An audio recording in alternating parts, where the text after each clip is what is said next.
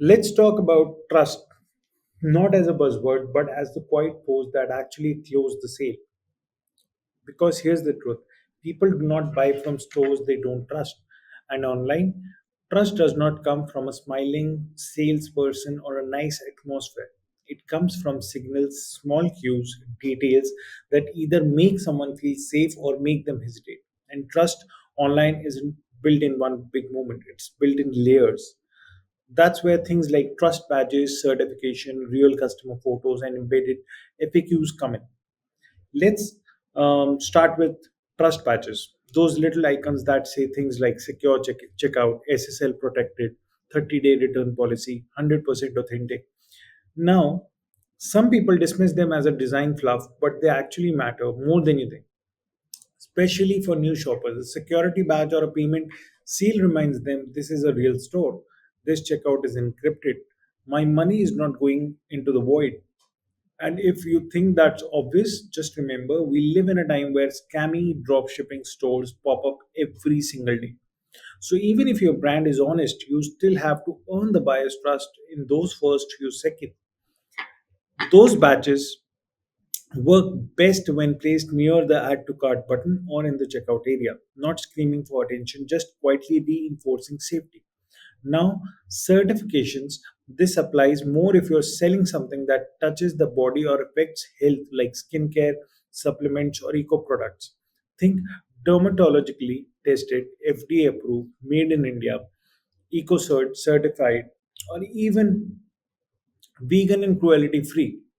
These are not just batches, they are reassurance. They tell the buyer that your product meets standard where they care about, and they work best when you explain them. Don't just slap a logo on there. Tell people what it means. If your skincare is clinically tested, then where, how, what was the result? That kind of transparency goes a long way. Now, let us talk about one of the most underrated trust builders, real customer photos. Not polished, filtered, influencer style shots. Real people using your product in real life.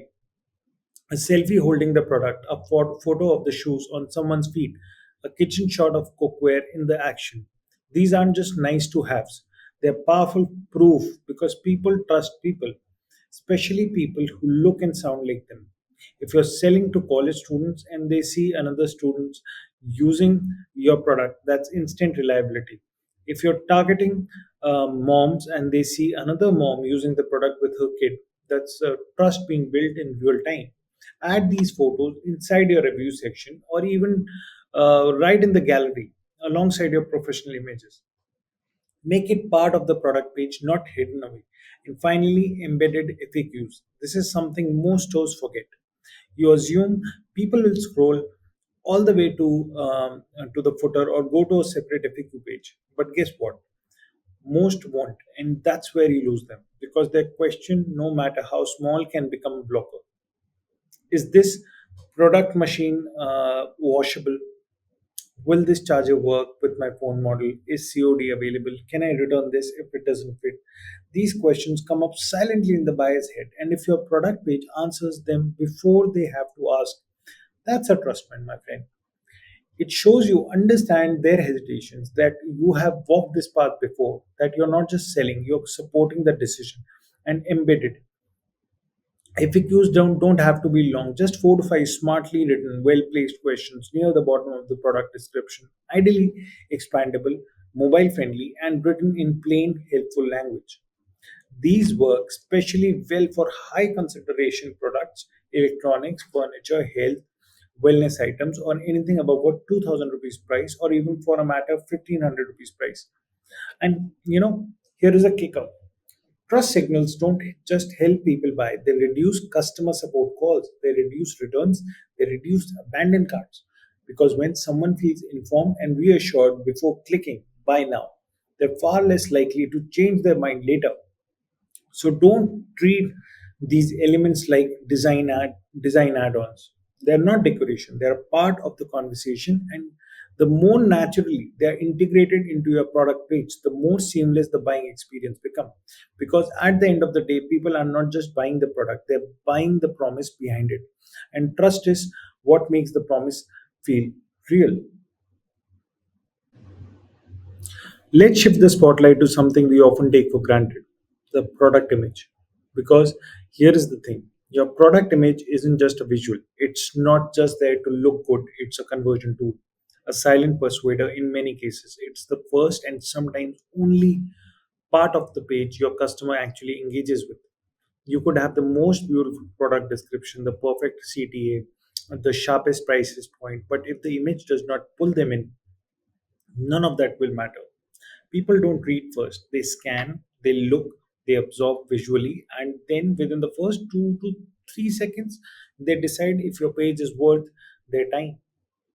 That decision is made almost entirely based on what they see. So, your product image, it's not decoration, it's the hook. And not just any hook, it's your storefront window, your first impression, your digital body language. Think about how you shop. If you're browsing 10 different products listing, you're not reading every detail on each one. You're skimming through thumbnails, you're zooming in, you're comparing based on how something looks and feels, not how it is described. This is especially true in categories like apparel, home decor, lifestyle, accessories, or food and beverage. A well shot image can instantly communicate quality vibe, utility, and trust. It can make someone imagine themselves using the product.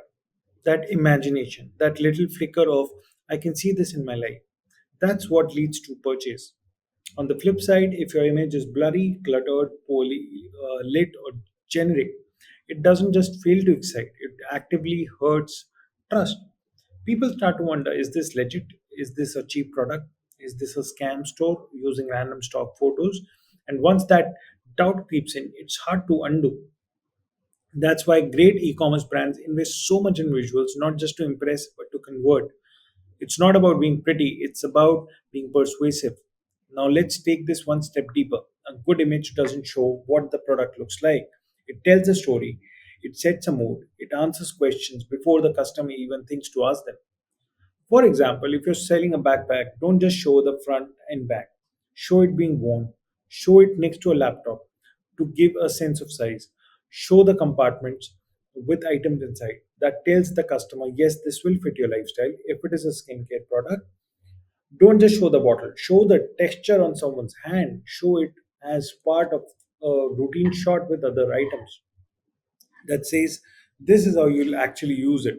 And if it is a tech product like earbuds or charging cable, highlight the real world use, plugged in or a desk next to a phone.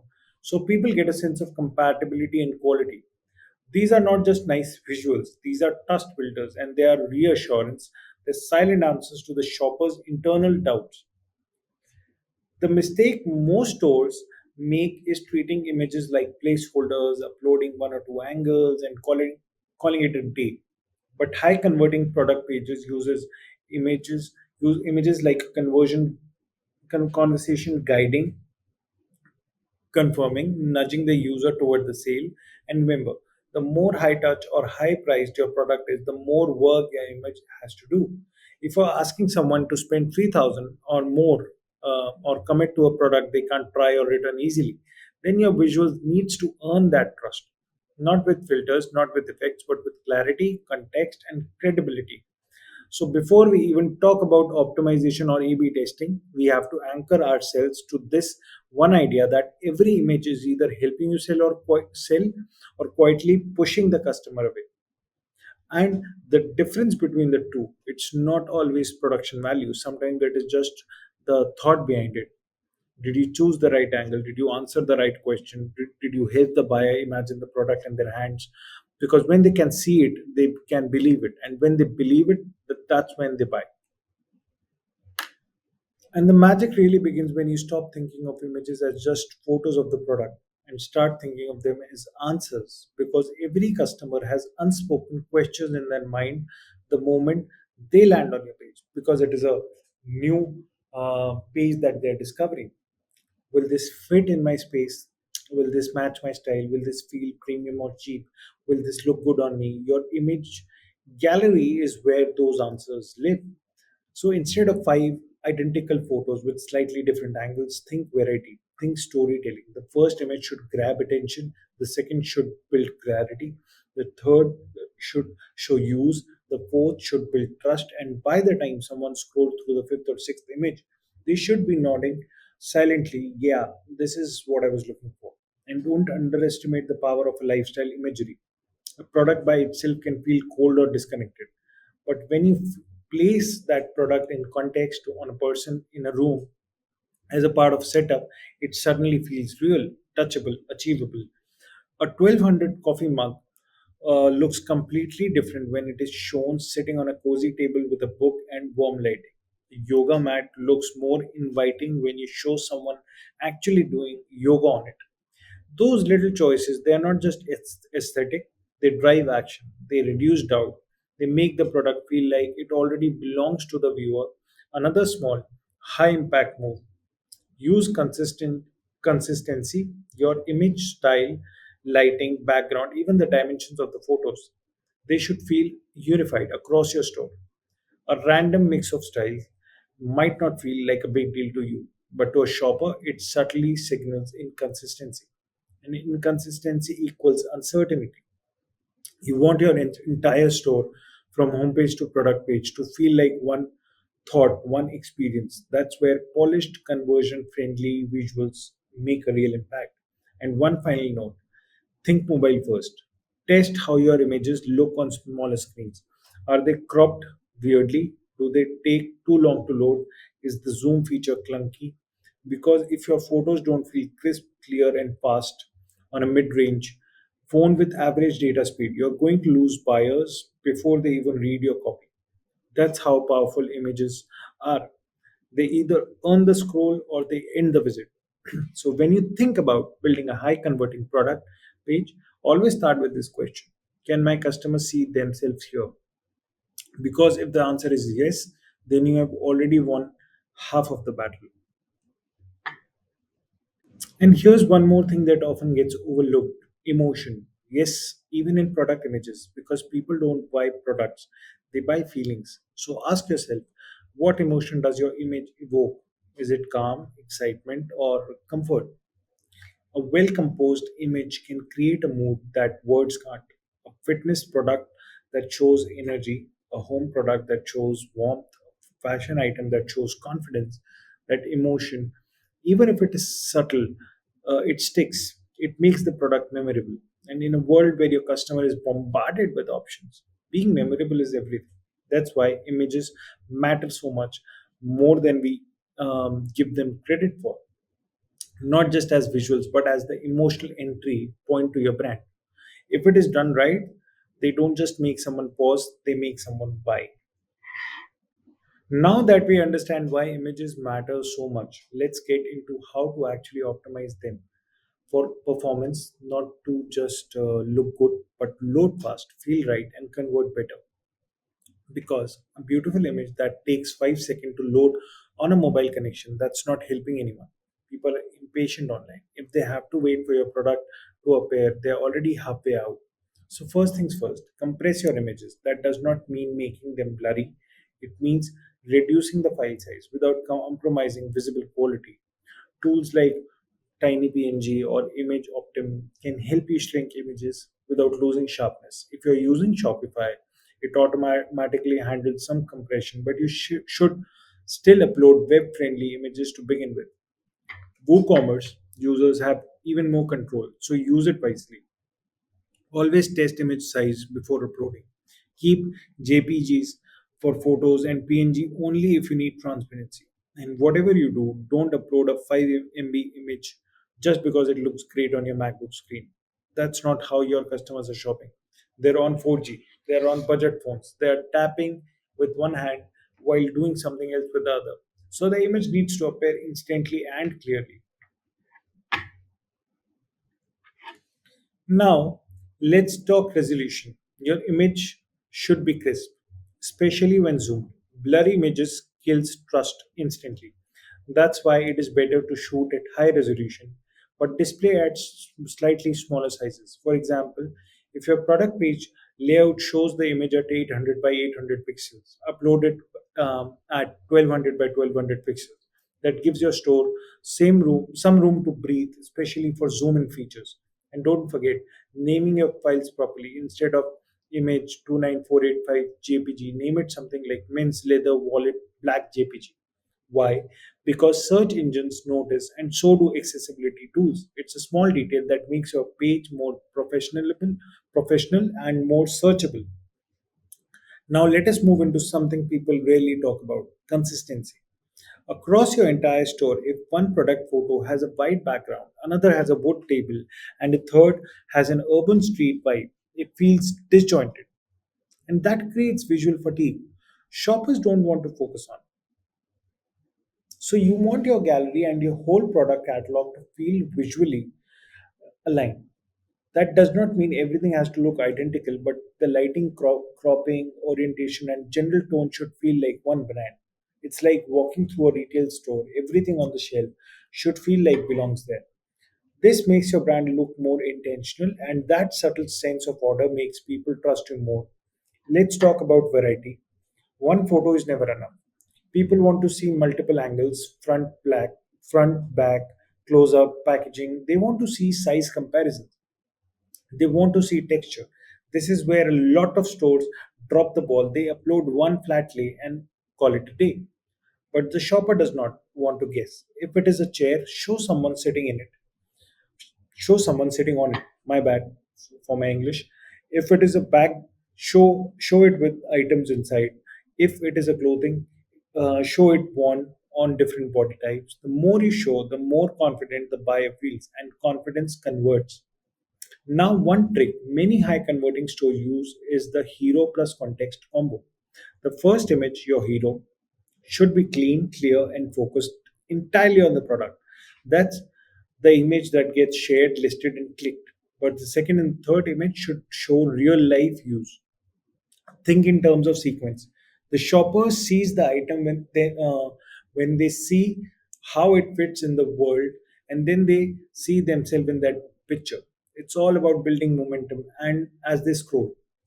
Also pay attention to how your image behaves on mobile. Can users pinch to zoom? Does it open in a light box? Is the image cropped in weird ways? This is easy to overlook when you build your store on desktop, but your customer journey starts on the phone. Go through it like they would. Tap, scroll, zoom. If anything feels awkward, fix it, because mobile flow isn't just convenience, it is conversion. So now let's touch on the file formats again, because WebP is becoming more common. It's a modern format that offers great compression without sacrificing quality, and both Shopify and WordPress support it now. So, if you want faster load times without quality loss, consider converting your images to WebP before uploading. It's a small change that can shave full seconds of your page speed. And trust me, this matters more than ever in at least 2025. One more overlooked aspect here is alt text. This is not just for SEO, it is also for accessibility. Your image alt text or alt tag, people say, it should describe what's in the image in plain human language, not keyword stuffing. Just a helpful sentence like side view of gray wireless earbuds and a compact charging case. It helps with screen readers, it helps with search, and it shows that you care about your user experience for everyone. And finally, test. Not everything is going to be perfect on day one. So treat your image strategy like a living thing. Try different lead images. Try swapping in lifestyle shots earlier in the gallery. Try product only shots versus in use shots. Over time, you'll see patterns. Maybe your audience clicks more when the image has a person in it. Maybe they convert better when the packaging is shown first. Data will tell you, but only if you're looking for it. So don't treat image optimization as a checkbox. It's not just about getting a decent picture up and moving on. This is a part of your conversion engine. A good image shows the product, a great image shows the value, but the best image shows the customer using the product in their own mind. And that's where the magic happens. And while we are talking about the performance, don't forget the emotional performance of your image too. A technically perfect photo that does not feel anything is still going to fall flat. People don't buy something just because the photo is sharp, or the lighting is nice. Uh, they buy it when they feel a connection, when the image helps them imagine using it, owning it, or enjoying it in their own life. They buy because they imagine themselves using the product, loving it, recommending it. So even during the optimization phase, don't over sanitize your visuals. Don't strip out the warmth and personality. Just to make the image faster. The goal isn't to make your store look like a sterile catalog. The goal is to make someone feel like this belongs in my life. So what we need to think about is this feeling real? It's not perfection, it's relatability. Sometimes the best performing image isn't the one taken in a studio with soft boxes and perfect with white sweep. It's the one snapped in natural light on a wooden table with a real human hand in the frame. It's the shot that feels casual, not staged. That one, the one that doesn't just show the product but quietly say, "Look how it fits into a real moment." That's what makes people pause. That's what earns the second scroll. That's what starts trust. So while you absolutely need sharpness, speed, and technical optimization, don't forget the other half of the equation, the emotion, the human layer. Because your job isn't just to optimize images for Google or Shopify or mobile networks. Your job is to optimize for the human first. On the other side of the screen, the person who's swiping through your product page in the middle of a busy day, looking for something that speaks to them, and when they feel seen, when they feel the click of, yeah, this feels right, that's when they buy. That's when you have done your job right. All right, let's talk about A/B testing, one of the most underrated tools in e-commerce and in digital marketing also. If you're serious about this improving your conversions, this is where the science meets the art. A/B testing at its core is simple. You create two versions of something, version A and version B, and then you show each version to a different group of people to see which one performs better. That's it. That's called A/B testing. No guesswork. No, I feel like this looks better. Just it is just data. Now, here is most store owners miss. A/B testing isn't just for big brands or huge teams. Even if you're a solo founder running a store on Shopify or WooCommerce, you can and should test, because when you're testing, you're learning. And when you're learning, you're no longer making random decisions, you're making informed ones. So let's make it real. Say your product page has a hero image at the top, a front facing shot of your product on a white background. What if you tested that against a lifestyle shot instead, the same product being used in a real setting? You don't need to change everything, just swap the image for half your traffic and see which version leads to more add to cart clicks. That's A B testing. Clean, focused, and insightful. And you know what's the best part? You're not trying to be a genius. You're letting your customers tell you what works. Because sometimes what we think looks amazing might actually confuse people or slow them down or make them hesitate. A/B testing removes that ego. It puts you into a learning mode. You start every test with a question: what if I tried this? And the data gives you the answer. Now, timings matter a lot. Don't run a test for just a few hours and make a decision based on 20 visitors. Let it run long enough to get a real sense of what is happening. That usually means a few hundred visitors per version at minimum. And only change one thing at a time. If you test five changes at once, like a new image, new button, new copy, and a price change, you won't know which change actually caused the result. So keep it simple.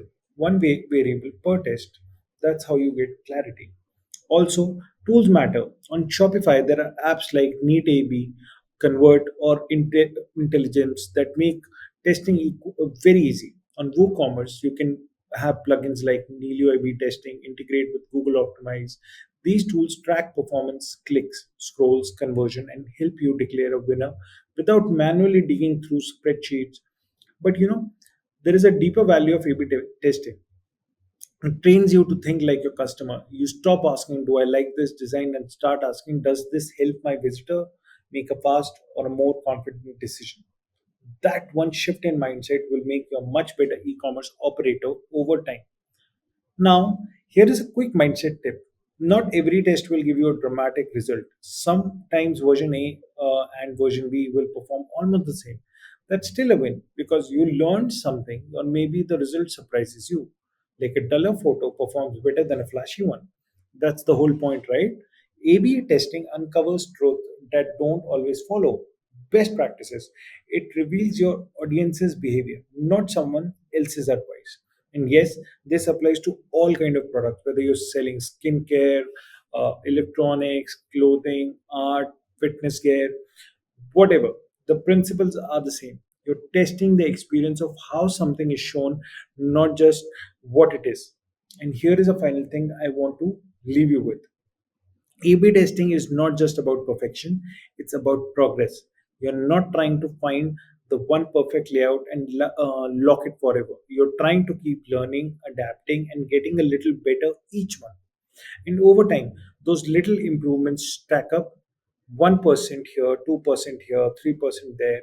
Suddenly, your conversion rate looks very different. Your ad spend goes further.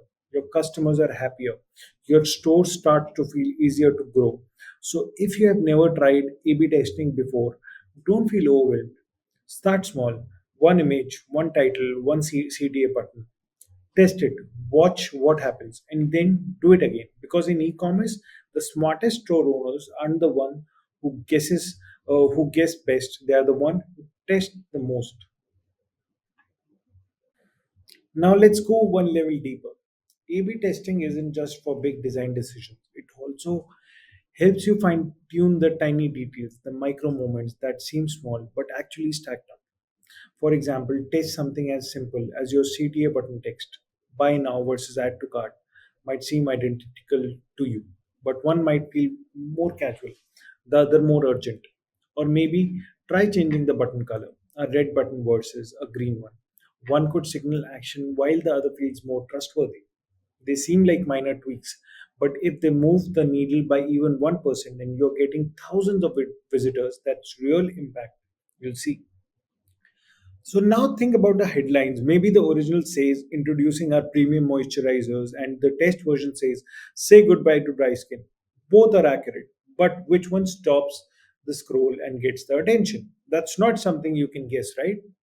That's something you learn by testing. Even the order of the elements on the page matters. Do people engage more when reviews appear higher up? Does moving the shipping info closer to the price reduce hesitation? These are the kind of tweaks you can only uncover through testing, not opinions. And remember, people behave differently on mobile and desktop. What works brilliantly on a laptop might flop on a phone screen. So test on both. In fact, you can even run mobile only A/B test just to make sure the experience feel right. So for you phone users, let's be honest, it's probably one of the majority of your traffic. So don't forget about seasonality. A version that performs well in December might not win in March. Why? Because customer behavior shifts. Holidays, moods, weather, all of it affects how people shop. So test continuously. Don't think of A/B testing as one of the as a one-time launch project. Think of it like brushing your teeth. Small, regular effort that keeps things healthy. And lastly, treat failed tests as data, not defeat. If a test underperforms, you didn't fail, you ruled something out. That's still valuable. The only real mistake is assuming you already know that works. Because in digital commerce, the landscape keeps shifting, algorithms change, buyer behavior evolves, competitors pop up, and the only way to stay sharp is to stay curious. And A/B testing helps you stay in learning mode, and that mindset is worth more than any single result. Do you know what often gets overlooked? The sequence in which your visitor experiences the page. A/B testing can help you figure out not just what to show, but when to show it. Think about think about it like storytelling. If you front load the page with the specs and technical features before even building desire or trust, you're talking to someone's brain before you have spoken to their emotions. But if you start with a relatable use case, a problem they are already feeling, and then follow it up with details, you're guiding them through a journey, and journey converts better than data. So one test could be reordering your page sections, try leading with a customer testimonial, then showing the product benefits, and only after that, drop the specs. Another test might be how many images you show right away versus letting visitors swipe through. Do more photos upfront feel informative or do they overwhelm? There is no universal rule here. That's what testing is for. You also want to pay attention to scroll depth. Are people dropping off before they even see your CTA button? If so, try bringing key selling points higher up. You're not redesigning the whole site, you're just nudging blocks around based on behavior. That's the beauty of micro optimizations. They don't cost you a rupee, but they can unlock thousands in revenue if it is done right. And if you ever feel stuck on what to test next, here is a trick. Pretend you're a new customer. Go to your page and narrate your thoughts out loud. Okay, what is this product? Is it for me? Where is the price? Can I trust this? What is the return policy? Wherever you find yourself hesitating, that's where a test is waiting to be run. That's the real value of A/B testing. It helps you stop guessing, and more importantly, it helps you stop building your page for your logic and start building it for your buyer's logic. And here is a little bonus mindset shift. Uh, don't just run A/B tests to win. Run them to learn. Sometimes the biggest growth doesn't come from finding the better version, but from discovering why people didn't respond to the version you thought it would work.